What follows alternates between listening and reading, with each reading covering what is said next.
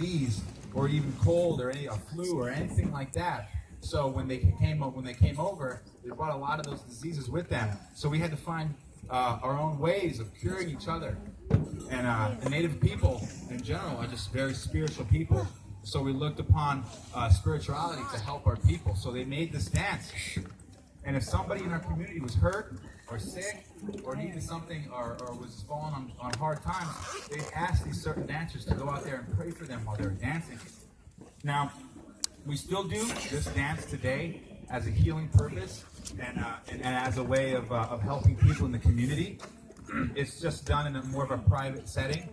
Up north, you definitely see that. But this also evolved into a competitive style of dancing. It's a very popular style among our women in powwows today. Now, if you see that she has cones on her dress that make a distinctive sound, can anybody tell me what kind of cones they are? What kind of they're made out of? Metal? Anything? Wrong. And it's actually tin. It's tin. It's very light. Tin is very, very light. And a long time ago, before we even got tin, we wouldn't use that. We used deer toes a long time ago before we even started trading with them. And then once we started trading with settlers, we started finding out about tin. Metal was a little too heavy. Plastic wasn't around at the time. So we used tin. We used tin, actually the top lids of Copenhagen lids. Does anybody know what Copenhagen lids? It's chewing tobacco.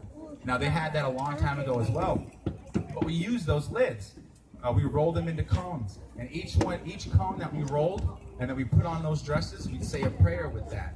Okay? Now each one of those cones that is on there is 365 cones on a dress when it's made to represent 365 days of the year. 4 more added on to represent 4 directions. These women spend a lot of their time making these dresses and making these designs. If you see, she's holding a fan, eagle fan in her right hand. Now that fan, basically, if you hear in some of our singing and some of our songs, we have hard beats in between each one of those verses.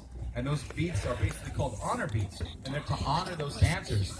They're acknowledging the dancers, they're honoring those dancers for dancing and giving them encouragement to finish that song out. Now, if you see when she holds that fan up, when we're doing those honor beats, she'll hold the fan up, and she'll basically acknowledge the singers for honoring her. This is Dakota. She is Lakota from Rosebud, and you can even say Hau'ola to her too, because she's also Lakota. Don't forget that. So put your right hand up and say Hau'ola. Hau'ola. All right, give a round of applause to Dakota.